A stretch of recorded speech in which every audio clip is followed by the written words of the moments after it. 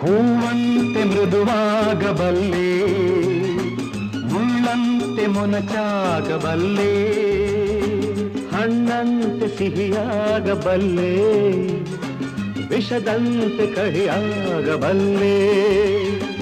ಬಾಳೋದು ಹೇಗೆಂದು ನಾ ಬಲ್ಲೆ, ಆಳೋದು ಹೇಗೆಂದು ಬಲ್ಲೆ. ಪ್ರೀತಿ ಪ್ರೀತಿಗೆ, ರೋಷ ರೋಷಕ್ಕೆ ನಮ್ಮ ರೀತಿ ಎನ್ನುವ.